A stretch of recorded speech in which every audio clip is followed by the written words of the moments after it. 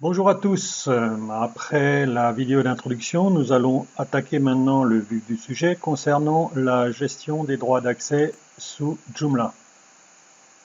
Dans cette partie, nous allons aborder une notion fondamentale que sont les groupes d'utilisateurs. Alors, au niveau des droits d'accès, bien sûr, nous n'allons pas traiter les utilisateurs un par un. Nous allons essayer de les regrouper. Dans le cas d'un petit site mono-administrateur, les groupes prévus de base par Joomla sont largement suffisants. Donc, voici ce qu'on retrouve quand vous installez un site Joomla.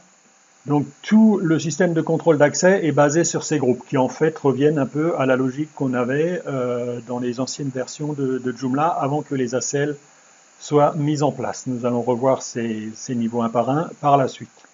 Par contre, dès qu'il faut distribuer des droits, il vaut mieux tout reprendre à zéro.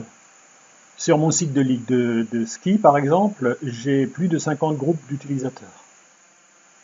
Donc, au niveau de la ligue, par exemple, chaque commission sportive, ski alpin, ski de fond, biathlon, freestyle, snowboard, etc., j'ai plusieurs groupes correspondant à des responsabilités différentes, comme le président de la commission, le secrétaire de la commission, le responsable calendrier des compétitions de l'activité, etc. Toujours au niveau de la ligue, mais dans chaque commission administrative, j'ai plusieurs groupes, dont plusieurs niveaux, le secrétariat ou au bureau directeur, mais aussi dans les commissions administratives, que sont les commissions de formation, officielles, moniteurs, etc. Il y a des groupes qui homologuent les compétitions, et ainsi de suite. Donc, au niveau des clubs,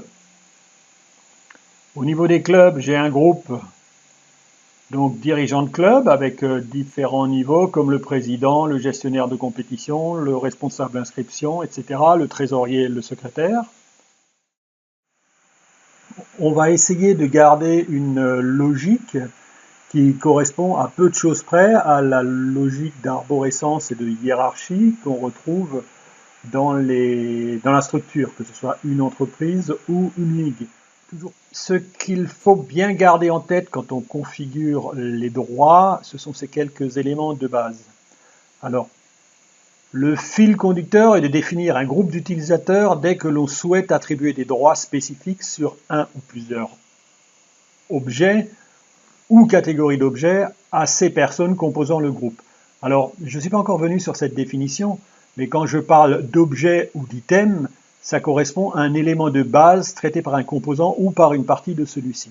Par exemple, ce sera une publication ou un article pour le composant comme content, donc le composant qui permet de faire des publications sur Joomla.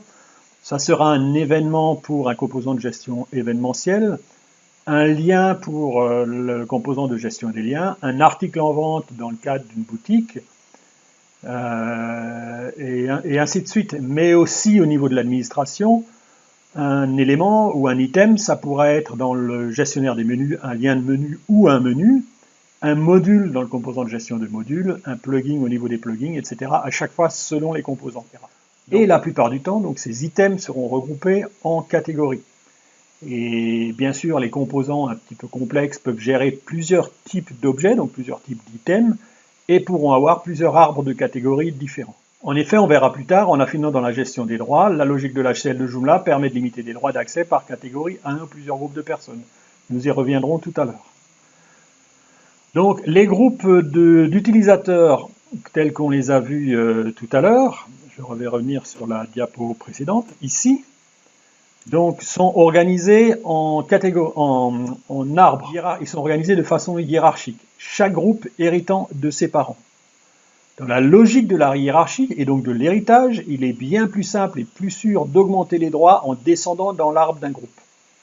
En effet, il est plus sûr de laisser une interdiction de base comme valeur implicite qu'une autorisation qui nécessiterait de penser à l'interdire à chaque fois qu'on crée un nouveau niveau. Surtout qu'il faut savoir qu'une interdiction donnée dans l'arborescence de l'héritage ne pourra pas se retirer par la suite. Un nom, c'est un nom et restera toujours nom. On y reviendra. Alors, le mnémotechnique en fait à utiliser, ce serait que dans l'arbre, quand on va descendre dans l'arbre, on est dans une structure ou dans une entreprise, on est stagiaire avant de devenir chef de service.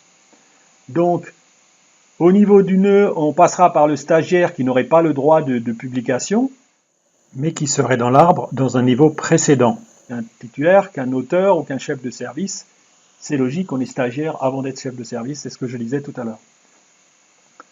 Si on fait l'inverse, tous les niveaux héritants du titulaire hériteraient des droits du titulaire, ce qui est dangereux et certainement pas voulu. Donc on ne va pas faire descendre, hériter un stagiaire d'un chef de service. Donc retenez bien ces règles, il vaut mieux augmenter les droits que de les diminuer en descendant dans la hiérarchie des groupes d'utilisateurs. Un droit bloqué à non dans un niveau de la hiérarchie restera non. Dans tous les niveaux enfants, vous ne pourrez plus le changer. À partir du moment où vous retirez un droit, il sera bloqué. Et un autre point qu'on n'a pas encore vu, mais un utilisateur peut être attaché, un membre peut être attaché à plusieurs groupes d'utilisateurs. Alors, dans Joomla, dans la configuration de Joomla, il y a une notion de groupe d'utilisateurs implicite que l'on va trouver dans Utilisateur. Vous allez aller dans les paramètres, voilà, et dans les paramètres ici, vous avez le groupe des inscrits et le groupe des visiteurs. C'est ici que vous déterminez quel est le groupe auquel sera rattaché les membres qui s'inscriront chez vous et auquel sera rattaché les membres qui ne sont pas identifiés, donc qui ne sont pas logués. Là, on commence à sentir le début de la puissance du système, car on se rend compte que sans rien faire, on peut déjà différencier le simple visiteur d'un membre identifié. On va pouvoir donc faire des choses différentes ou afficher des choses différentes en fonction de la personne qui est derrière son écran, qui est sur votre site. Par contre, ce qu'il faut savoir, c'est qu'un composant donc, de gestion de membres pourra éventuellement avoir sa propre logique de fonctionnement, donc peut détourner le système de gestion de base de Joomla. Voilà, nous avons vu cette notion de groupe d'utilisateurs, nous allons y revenir tout le long des vidéos suivantes. C'était important, c'est un prérequis nécessaire donc, pour suivre la suite des tutoriels. Je vous dis à bientôt pour la deuxième partie où nous parlerons des droits d'action.